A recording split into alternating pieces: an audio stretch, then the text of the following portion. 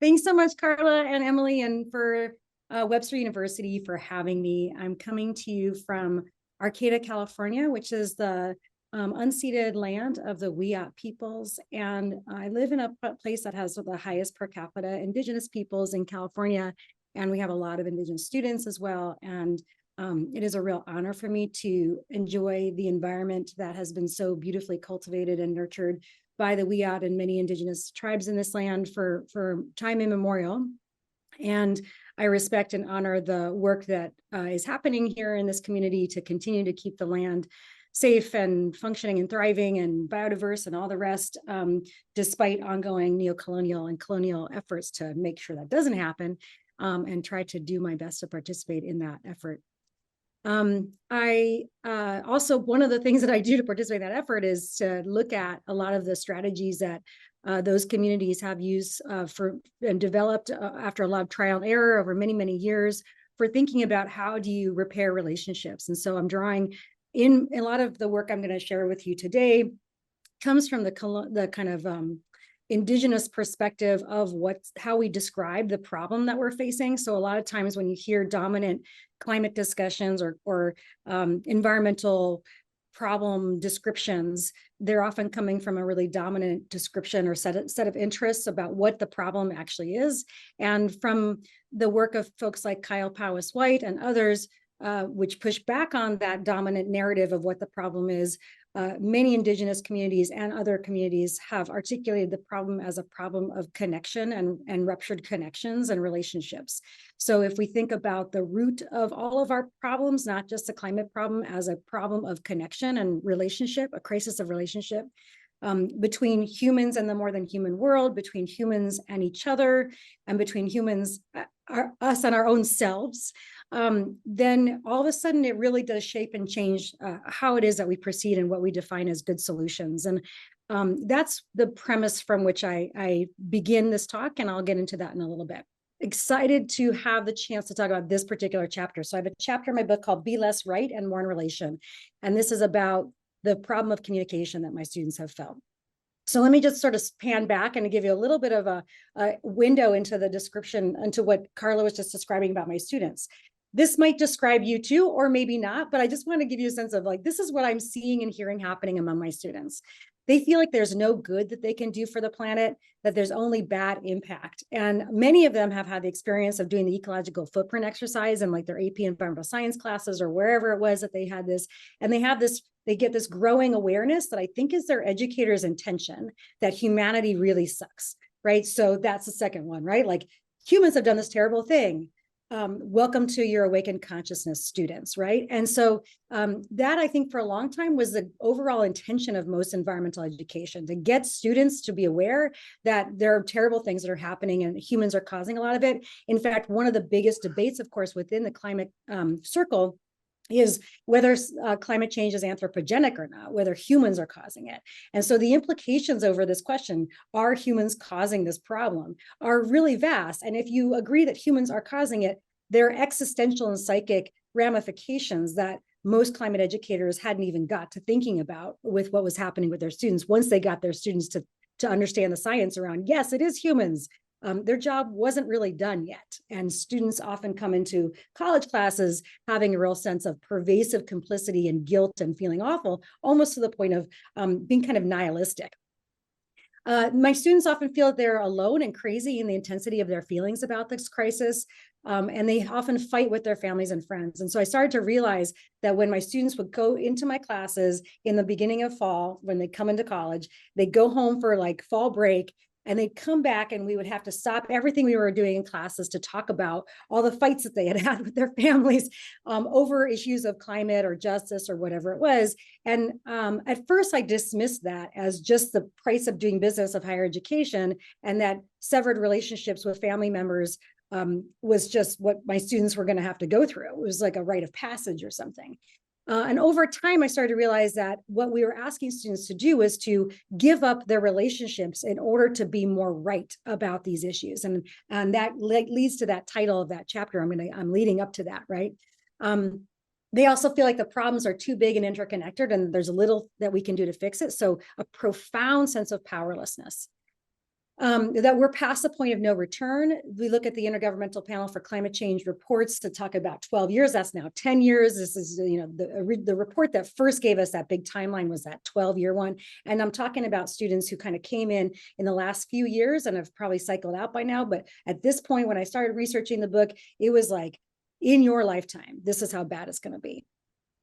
And like most Americans, as sociologists have discovered that the negativity bias that we experience makes it more possible for us to imagine the apocalypse than to imagine a post-fossil fuel society. This has a lot to do with what, now that I've dug into this research and said, why is this happening? How can we fix this? Around various kinds of biases that we have. Our negativity bias, also the availability bias, which is defined as we will believe that what is most likely to happen next is what we can retrieve most quickly from our imagination. So if we're watching a lot of news or watching a lot of apocalyptic storytelling or whatever we've most consumed and have the imagination, have most easily retrievable imagination is what we think will happen next. So this is a really powerful way to realize how big of an impact the stories that we consume have on our daily life. And that's a different chapter in the book. So you can have me come back to talk about that chapter if you want. My students feel like their life course is unclear and it won't be like previous generations, and that it's cruel to bring children into this world. And so this question of this generation having this new existential weight around reproduction has been studied by a lot of people, and there's a new film out about it, and I won't go into it, but if that's a topic people want to talk about, this whole world of people talking about climate emotions is really focused on that question. And it's a different argument than 1970s environmentalists used to feel. So there was a lot of reproductive refusal or opting out of reproduction that happened out of the 1970s environmental movement that was about reducing humans' impact on the environment and not participating in that kind of impact.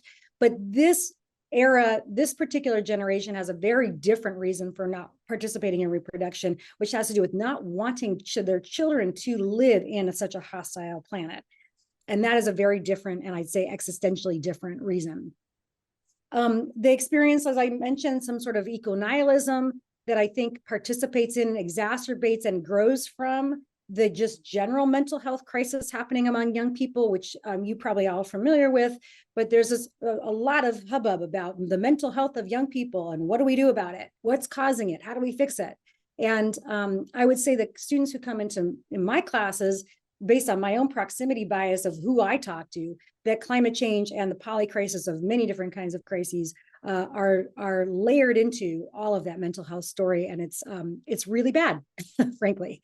They can barely show up to class. A lot of the experiences that students have around all of this leads them to apathy, overwhelm, empathic distress, and numbing. And that was where I started to say, something has to be done. This isn't going to work. We're not going to save any planet with this set of emotions. And so I started to ask the question, why do emotions matter? What kinds of emotions are really necessary to do the kind of work that we need to do? And then one of the chapters that came out of it, which I want to focus on today, has to do with how we communicate with each other. So this particular study, just to sort of scan back and say, yeah, in fact, the most recent study, the largest study of youth, 10,000 youth from across 10 different countries, does indicate that attitudes on climate change among youth are really bad. So this is around being worried. This is around being anxious. This is around being afraid. We see the study reproduces this data actually at large. I just want to give you a sense that my students are not the only ones feeling this way. And when this study came out, I felt extremely validated that this is actually a really big phenomenon among young people. So the outline to the talk today, why are emotions central to climate anxiety? I want to kind of give you a little bit around that because that's where that's like the argument you need to know before you can go into the communication question. An overview of the inner practices I describe in my book, but really a deep dive into this one of being less right and more in relation. And then hopefully have some time for questions and discussion. So to this first one, and I'm going to kind of skim through this one so I can delve more into that deep dive on that one particular chapter. Why do emotions matter in the first place? We often don't really think of emotions as part of the climate solutions, toolkit. And there's a growing awareness that not only is climate change going to affect our emotional capacity, our emotional resilience, our ability to have mental health and to function in the world and to participate, but that our inner resilience, our inner skill sets, our inner emotional intelligence, or whatever you want to call it, wisdom, whatever you want, hearts, mind, spirit, all of these are resources to actually engage in the work that we need to do for climate change. And so it's a mutual relationship, it's a feedback loop. It's not just climate change is going to impact mental health. Inversely too, mental health affects our ability to engage in climate change. And so this is the beginning of me thinking we need to focus on a different kind of toolkit. So first of all, emotions dictate decision-making, retention of knowledge, our capacity to build community, our ability to engage in responsible actions and meaningful work despite setbacks. So more so than data or information or reason or logic appeals, emotions are what determines what we make, how we make decisions. And given the fact that we live in a very Cartesian world where we think of the mind and reason and facts as far more superior for decision-making and rationale than emotions really get in the way of that stuff, is how that goes, right? This is really counterintuitive because the research actually shows that no matter how much we think we value reason, emotions are the thing that dictate our decision-making and all of our abilities to function. Which isn't to say that emotions and reason are like a distinct, easily binary. There's a lot of overlap there that I won't get into right now, but I want to just make the point that emotions are our source of our reason, more so than what is given credit for in public discourse. Secondly, the science of emotions shows that different types of emotions shape our climate action in different ways. And so to the best of our ability, we ought to be strategic about this. And so things like, if we think about the role of guilt, for let's say as an example, or the role of anger, or the role of joy, or pleasure, or desire, thinking about the different ways that these emotions work on us and how they create the conditions for different types of actions over the long haul or over an immediate, do we want to have an immediate change of behavior? Do we want to have a long-term change of behavior? Who's our audience? What kinds of emotions are most available for different audiences? All of these things come into play. And I think as we're seeing ourselves as leaders participating in climate advocacy, we ought to be more strategic about what kinds of emotions the people we want to change and the people we want to engage in action are feeling in order to do those actions, right? And that emotions are really central to their capacity to do what we want them to do. And then people who are aware of sort of more mindfulness or therapeutic approaches to emotions also know that the suppression of uncomfortable emotions, we really suppress a lot of uncomfortable emotions because for the most part, we live in this toxic positivity culture that really thinks of negative emotions or uncomfortable emotions as a sign of personal failure. And so we suppress these things. We don't have any kind of, in dominant Western culture, there's not a lot of collective ways of processing and validating and normalizing uncomfortable emotions like grief and anger. And from people who study the role of this kind of suppression of negative emotions on the environment and on relationships, there's a lot of really good research that shows that a lot of times when we suppress those emotions, the resulting actions we participate in actually do more harm to those relationships to begin with. So there's a nasty feedback loop whereby our bad emotions are caused by our disconnection from people in the more than human world, oftentimes, one could argue. And then our actions as a result of trying to suppress that make those matters even worse. So we create this kind of terrible feedback loop. And then this point I was just making a minute ago, so I won't go into it too much, but our physical and mental health affects our ability to engage in climate change. So not only is climate change affecting our health, but our health affects our ability to do this work to stop climate change. One of the things that I love the most is thinking about systems theory in terms of what is the most effective leverage point in a system for change. And this is where people like Donella Meadows and systems theorists will actually say that the answer to that question is that mindsets, values, assumptions, beliefs, inner capabilities, our emotional intelligence is actually the most critical leverage point for addressing the climate crisis. So mostly, I'm saying this to say that for the most part, we think about the critical leverage points of change is happening in things like policy change, law change, international cooperation. And those things are awesome and they are covered in media and that's great. And we need those things too. But we underplay and don't, and to the great detriment of the climate, ignore the incredible role of emotions, mindsets, hearts and minds, and the role of the work that we need to do there. And this is me setting us up for saying, okay, why does talking about climate change and conversations about climate change matter so much? Hearts and minds, that's the number one leverage point. That's the sort of foundation for why it is that talking is one of the most important things. And we give up on that as a critical leverage point because we often don't think this is the most important leverage point for change. Paul Hawken puts it this way, which I think is really powerful. If you want kind of like take home quote that will help you think, why do I need to tolerate this awful conversation around climate change? Oh, right. The most complex radical climate technology on earth is the human heart and mind, not a solar panel. I love this reframing and rethinking and using our assumptions about what technology is to think about the biggest tool in the toolbox, right? The hearts and minds. And this is especially true when you live in a democracy, right? If the point of a democracy, even with all of its flaws, okay, I fully concede the flaws. If the point of democracy is that the hearts and minds of the people get reflected in the politics and the laws, then hearts and minds are the root of social change that can happen. And in dictatorships, authoritarian situations, I would say that the things might be a little bit different, right? But still, hearts and minds do change those systems too, which is where you do see really beautiful historical record of that happening. So it's quite incredible that in a democracy, we have so much power.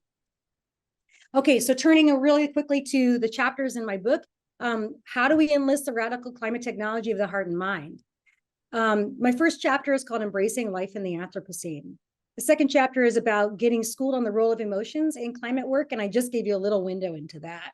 The third chapter is about cultivating climate wisdom, and here I'm looking at many different traditions already doing this work: indigenous traditions, spiritual traditions, social movement theory. Where are all the places where all this work has already been happening, and how can we enlist that for what this next generation needs in this particular historical moment? Claim your calling and scale your action. This is where I really take on individualism and try to embolden students to combat that sense of powerlessness that they often feel. Hack the Story, I mentioned that the Hack the Story chapters are usually the one I focus on for my book talks. And so this is the one that I enjoy talking about in terms of how is it that we get to that point of pseudo-inefficacy or sense of powerlessness in the first place? And how can we change that? And then, of course, this chapter that I'm going to talk about in this next chapter is I think about other kinds of emotions that are often taken for granted or not thought about enough in terms of climate, and how do we leverage some of these other emotions, avoiding burnout, and really drawing on the work of wisdom traditions and Adrienne Maree Brown and folks about feeding what we want to grow is the final chapter. And this has to do with a whole argument enlisted against counterbalancing our negativity bias in our lives. So what am I going to do now? I'm just going to focus real quick. Oh, I didn't mean to do all that on being less right and more in relation. Sorry about that slide. Okay, so what does this mean? What am I talking about? Now I'm honing in on the deep dive of what you all came here for, being less right and more in relation. Adrienne Maree Brown says, so often when we speak of movement building, we look first at how to achieve critical mass, numbers, right? Like how do we get enough people to change the system? But Margaret Wheatley and Grace C. Boggs and Octavia Butler taught me that the quality of connection inside each pair, group, community, or movement is what makes transformation possible. She says, as a result, she has a principle of emergent strategy that she says is less critical mass, more critical connection. So once I started to absorb this, it's taken me, and it's still going on, this kind of like many, many, many layers of individualism, of what counts as productivity, of what counts as action, what counts as getting stuff done, change. I've had so much layers and layers and layers of assumptions about what I think that is built up over the years, that when I think about this particular insight, it's taking years to undo some of those layers. And I want to get moving in that direction a little bit with you today. How do we start to think, what happens when we shift all of our priorities towards repairing connection instead of thinking about getting action done, right? Or maybe we reframe action towards thinking about connection.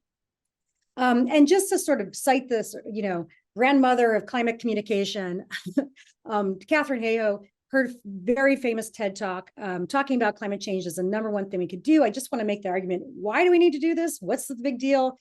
And in the description of this TED Talk, how do you talk to someone who doesn't believe in climate change? Not by rehashing the same data and facts we've been discussing for years. The key to having real discussion is to connect over shared values and to prompt people to realize that they already care about a changing climate. And so this is the sort of like context in which I'm entering into this conversation. People are talking about climate change and why that's so important. The field, if you're fascinated by that field, I'd suggest you go look into climate communication as a field. It's a fascinating field. And many of the insights I'm drawing from today in this talk come from that field and those insights. So, okay, so what happens when we try to do what Catherine Hayhoe tells us to do, to talk about climate change? It's not enough just to say, go talk about it. What happens when we talk about it? Well, I don't know about you, but I don't see any models of how to do this other than what I see on Fox News or CNN, which is basically people yelling at each other, dismissing each other, and taking their ball and going off into the corner and feeling really righteous. We don't want to be disliked or perceived as crazy, sentimental, or alarmist. So a lot of times our own fear of what other people perceive us to be stop us from talking about it. I know it does for me anyway. I'm speaking from personal experience here when I say we, I'm really meaning me, but there's a lot of research that shows that this is true across a lot of different people. We don't want to start a fight and we want to get along. We don't feel we know enough to defend our position, right? The sort of like, oh, I'm not really a scientist, so I don't really feel like I can talk about this. Our nervous systems get triggered and we can't speak rationally. So I don't know about you, but oftentimes when I think that somebody's going to be in a fight with me about something, I immediately go into not being able to think straight. We see another person through our lens of judgment and preconceptions. We feel like the cost of conflict is not worth the possible benefit of just shifting one person's heart or mind. And this all leads to defensiveness, righteousness, anger, fear, frustration, and then some, right? Does anybody in the room have any of this going on with them? Right? Yeah, this is kind of like the blocks, why we don't talk about it, right? So Catherine Hayhoe, very fine and well, we should all talk about it, but why don't we, right? Okay, so why should we do it, right? What's the why of why we should do it? Let's get some buy-in because it will help me overcome some of that discomfort, right? First, culture change is the greatest leverage point for system change in a democracy. We just talked about that with Meadows, and that's like a whole chapter into itself, but I'm really skimming it right here. The microcosm of our individual relationships has a fractal relationships with our relationships at the macro scale. So this is very much something that social scientists study in terms of how individual relationships affect and reverberate out to macro scale relationships. And it's a fascinating way to think about how social change happens. But what the punchline is this: your individual relationship with anything around you, the more than human world, the desk you have in front of you, the water you're drinking today, the air you're breathing today, the people you work with, the people you go to school with, your teachers, your family members, all of these individual relationships matter. And that's the punchline of number 2 there. Every time we repair a relationship, even a little bit, we build collective resilience. And this is going to Adrienne Maree Brown's theories about mycelium rhizomes, which she talks about in her beautiful book, Emergent Strategy. Again, all of these items on this list could like be a whole chapter into itself. And so I'm just going to drop it on you without defending it fully and hope that you will ask me about it, or I can give you some citations to look it up further. Fourth, if the root cause of our many crises is broken relationships, like Kyle Powys White and many Indigenous scholars would say, then the medicine is healing relations. And we have the power, and we are on the front lines to do this work right now. I find this extraordinarily empowering. We do not have to wait around for some wonderful politician to come, or a green benevolent dictator, or whoever it is going to make the change at top-down macro scale to do this. We actually have the power to build the world that we desire, to repair those relationships right now, right in front of us. I think that's awesome. And then there's this feeling that, the sort of Einstein logic that we're not going to be able to fix the problems that we're in with the same mindsets that caused it, which is this sort of like, I will do this on my own. I can't do it on my own, so I give up. Or let's just wait around for some kind of magical collective to do this work for us, right? That's the mindset that is causing the problem in the first place. Okay, so that's the why. And I could spend a lot of time on the why, but I'm hoping that there's some buy-in in the room now. So how do we do it now? If you care now, you think it's important, you're willing to try to overcome some of those talking blocks, you feel like there's some good buy-in for why you should do it. How do we do it? So one of the biggest bodies of scholarship around how to do this is through the lens of nonviolent communication, or NVC. Nonviolent communication is a whole body of knowledge. There's books about it. It's a practice. You can go to workshops on it. You can learn all about it. I'm a big fan of the Bay Area Nonviolent Communication Center, which has a lot of resources available online. And nonviolent communication came out of actually the civil rights movement. It is often used for interpersonal relationships, but it definitely has a politics to it. It's originally designed for improving our politics, not just our interpersonal relationships. And so I really want to refocus our attention on nonviolent communication as a political tool. So what are some of the kind of principles of NVC? Well, compassion and curiosity are really an important detail. The image that I have here is a beautiful description of some emotions that we might be just feeling. And then what happens, one of the logics of nonviolent communication is that every time we have an emotion, it is actually a signal for a need that we have that's not being met or being met. So when we have needs that are fulfilled, those are the emotions that we feel at the top there, right? When our needs are met, we feel those emotions. Those emotions don't just come out of the ether. They're not just like random. They randomly happen to us, or we're just lucky, so we have those emotions. Needs being met is what generates those emotions. When our needs aren't being met, or we feel a threatened need, then we have the second list of emotions, right? Feelings when needs are not being fulfilled. So when we have anger, annoyance, concern, just confusion, disappointment, helplessness, nervousness, all of these emotions, it's because a need is not being met. The interrogation, the sort of investigation that is available to us at any time that we have those emotions is to look inwards to figure out which need we have that we don't feel like is being met. This is a premise, a critical premise of inner examination that nonviolent communication strategists often say has to happen. We cannot just go into a conversation event and conjure up an awesome conversation where we change everybody's hearts and minds. We actually have to do this work with ourselves in order to be able to engage in those kinds of communication events. So every time we enter into a communication event, we ought to be keeping in mind, what is our aim, right? If our aim is to win the argument, then we have a need that we're trying to meet there that may not, in fact, have anything to do with repairing connection or be the medicine of what's required in the world. So again, if what we're trying to do, if I convince you that the medicine is repair of connection, then that is what we go into every communication event trying to keep in mind. And again, it's really, really difficult because we're all walking around with all of our traumas, all of our causes and conditions, all of our unmet needs. And it's very difficult to constantly foreground this larger purpose of connection when we feel threatened. I'll go into that, to the question of nervous systems in a minute too. What need are we entering this conversation with, right? So thinking about that before we even start, there's work we can do before we even start a conversation. And what needs might the other person have? The emotions that they express, instead of us reacting directly to their emotions that they express, we can have that curiosity to think about what need is underlying the emotions that they're expressing. And here, how can we listen to our listening practice is to better understand their needs rather than insist on or impose or meet our own. This is a radical shift in thinking about what the purpose of communication is. And so when Heiho says we should all talk more, I think this is the question I think of, right? Not until we've learned how to do this, right? What does this require though? Many times we go into communication events and we have unmet needs, and the communication event is, the point is to get those needs met. And so there's an inherent built-in road to conflict already there.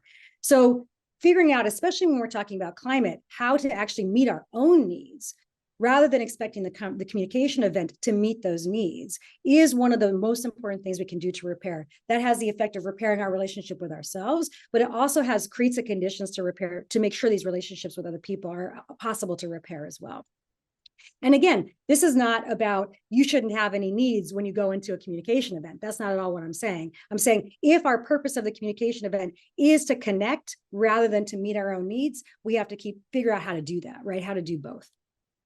Secondly, compassion we ought to be thinking about compassion about the individual that is operating within a very sick system. So oftentimes we associate the behavior we observe with a person's value, right? Like this person is doing this terrible behavior or saying this terrible thing, and they must be evil, right? Or they are a lost cause.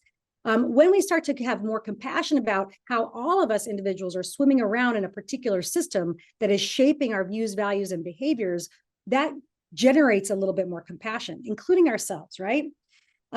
Thinking also about separating our judgment of the individual from our judgment of the systems that they're operating within. Again, this metaphor of swimming around in toxic waters that shape the lenses that we're all using as we communicate with each other. And recognition that we are all have the capacity to change and grow, and we have the capacity to shift, including ourselves, right? So when we walk into a communication event with somebody, recognizing that our purpose here is connection, not winning, right? What happens when we know we ourselves too might shift? Who knows, right? If the point is connection, we need to be willing to shift ourselves. And humaning is really hard, right? This sort of like acceptance of we're all really in a mess, and this is really difficult, and that generates compassion. It is very difficult to walk into a communication event if you are very low on compassion for yourself or for other people. And so that is actually compassion practices on your own. Again, going to what is the work that we can do before we even get to a communication event. Compassion practices are one of the most important things we can do.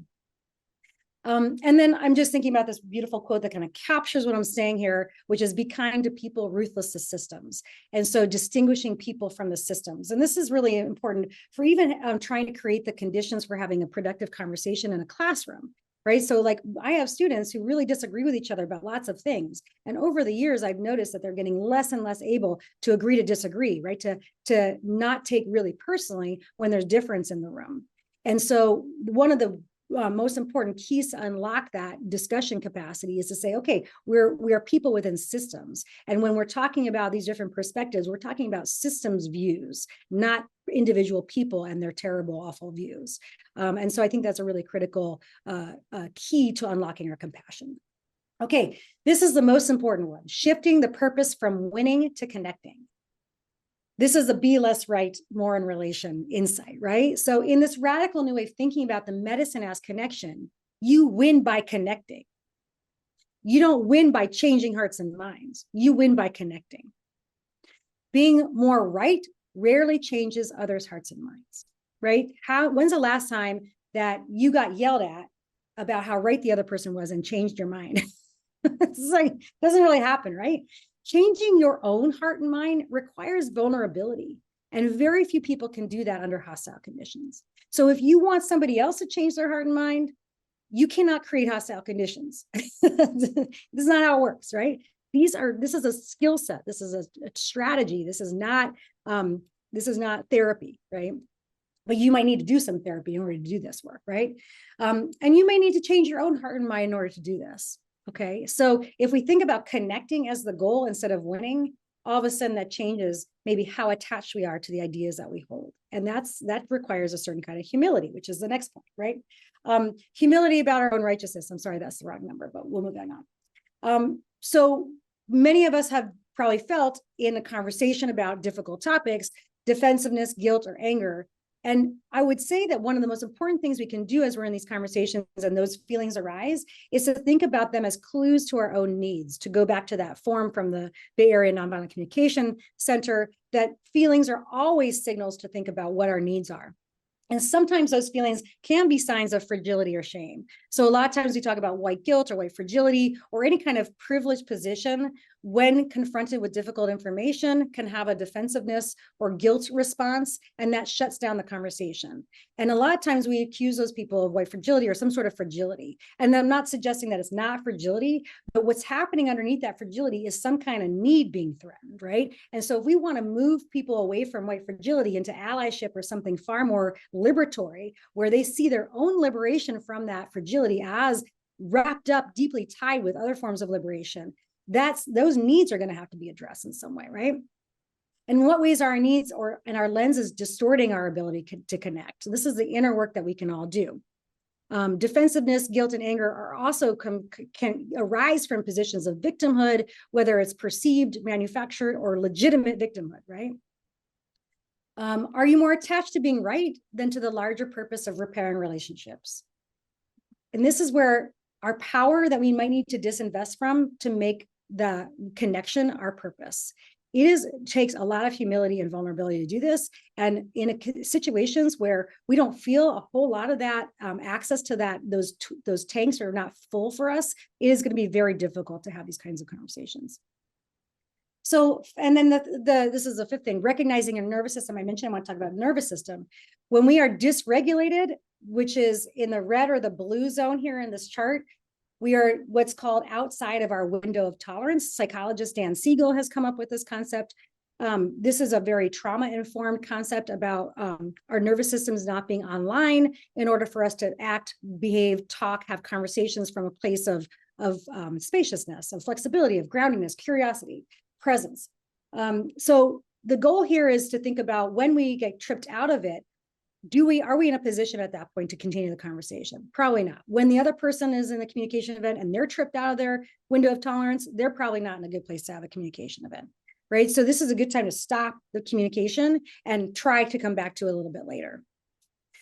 what kinds of things can we think about as examples for this? Well, we know that trauma trips us out much more quickly. Our window of tolerance, if we have not processed or healed from trauma, can be very, very narrow, and we can be tripped out of it either into hyper or hypoarousal very quickly. This also can be seen in catastrophic or black and white thinking, or what in cognitive behavior therapy is called mental distortions. The feeling of being trapped or claustrophobic, feelings of amygdala hijack are often fight, flight, freeze, or fawn.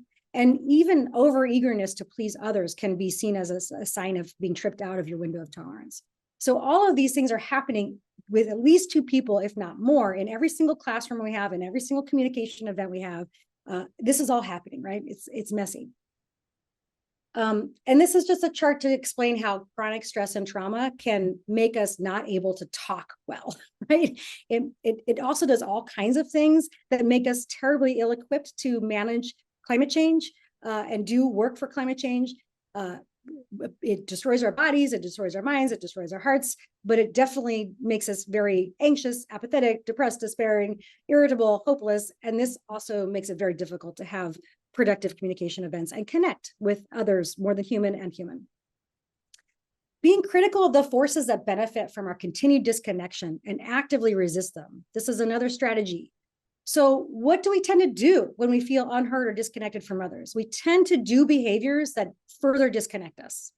So becoming critical about who is benefiting from us feeling this way, right? So this is kind of bringing out the cultural theory lens of how all of our disempowerment, all of our disconnection actually benefits the very systems that are destroying us on the planet.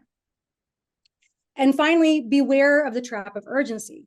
The trap of urgency is very much part of the climate movement. Urgency, urgency, urgency is part of the reason why so many young people are burning out. Urgency is the climate mantra. We have to do this within, yesterday, right? But perceptions of time scarcity often undermine our capacity to connect. So when we feel ourselves urgent, we actually override our ability to be in right relationship with the more than human world and with other people. I mean, I just think about, for example, my sense of urgency in my life makes me do things that are more convenient, which often produces more waste or trash or energy use, just as an example.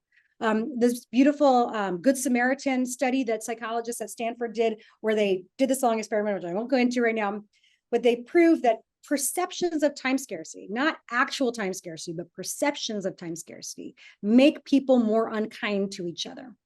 And so there's an incredible, all these arguments about why should we be kind ethically to people? It all kind of goes into the trash can if we feel time scarcity, right? Like all of a sudden, all of the reasons that we think, yes, we're kind, we need to be kind. If we're in a rush, forget about it. Or if we feel to be in a rush, right? So what would it take to slow down so that we could prioritize relationships, caretaking, and repairing relations over productivity or action? Kyle Powis White talks about capitalism and even the climate movement as a kind of crisis epistemology that can lead to burnout and more ruptured relationships. And can we reframe urgency and action fetish of climate advocacy in favor of practicing right relationships? This is really difficult. I cannot tell you how many spaces I'm in where people say, we got to go fast. We can't do this. Okay, last slide. To sum up, hearts and minds are the radical technology. Talking is the number one thing we can do. Ruptured relations are the sickness, so the medicine is connection. But talking blocks make it hard. Nonviolent communication is one model for how to practice this. There aren't other good models out there in terms of popular discourse and media that we look at. You know that the politics of outrage and negative emotions are the things that get most viral. And so we have to actively counterbalance that by practicing other models. These other models include compassion and curiosity, tenderness to people, ruthlessness to systems, shifting from winning to connecting, humility and examining one's own needs and lenses, getting familiar with our nervous systems and how they shape our capacities and other people's, thinking about who benefits from our continued divisiveness, avoiding the trap of urgency. And I mean urgency not just from capitalism, but from climate action as well. And I just want to give us a few resources before I move into some time for Q&A. Adrienne Maree Brown's book, Emergent Strategy, and her book, We Will Not Cancel Us, seem to be really critical foundations for this kind of work. Oren J. Sofer's book, Say What You Mean, which is a mindfulness and nonviolent communication-based set of tools. Catherine Hayo's work. Laura Schmidt has just published a book called How to Live in a Chaotic Climate, which includes her sort of 10-step process towards how to heal in a chaotic climate, including one about connection and communication. Sherry Mitchell's beautiful book, Sacred Instructions, has a whole chapter on communication. Lawson's The Entangled Activist is all about how her failed communication undermined her activism. Vanessa Andreotti's book, Hospicing Modernity, has a whole bit in there about, I mean, the whole thing is about humility and connection and relationships. And of course, the Bay Area Nonviolent Communications tools that they have online. There are many more, but I just wanted to kind of throw a few at you, and that's to not overwhelm you. And end by saying, thank you so much for the time you had to listen to me. I hope we have enough time for Q&A. I try to kind of give enough to build the argument and scaffolding, but not too much to overwhelm you with any of the weeds on it. But in Q&A, I would love to be given any opportunity to go down into any of the weeds that you want to go into. I love Bayaka Malafe's statement that the times are urgent, so we must slow down. Again, refocusing and shifting our priority around relationship repair and as the root cause of the climate crisis. And I love this activist technique by an organization. You can look it up, ventdiagrams.org or ventdiagrams.com. It's vent with a T, not just Venn diagrams, because it's meant to have this sort of like venting role in our lives of seeing sort of two opposing opposites and trying to reconcile that they are in fact both true at the same time, a little both and therapy. For example, this one, there's so much suffering. I must act now. I must act always. That's the sort of imperative of urgency and suffering and responsibility that motivates many of us, which is a sign of our care. But there's also just so much going on, and the ability to rest and take care of myself in the face of all of this stuff is really important too. And so that same thing goes for communication events, right? That we need to engage in communication events, as Catherine Hayhoe said. But there are many times when we are just not regulated and do not have the capacity, have not done the inner work required to engage in those. And so I wanted to kind of end on a moment of, yeah, sometimes we can't do this, right? Sometimes that's not possible. And to recognize the damage that we do when we go into communication events without having done some of this work and making sure we have that capacity.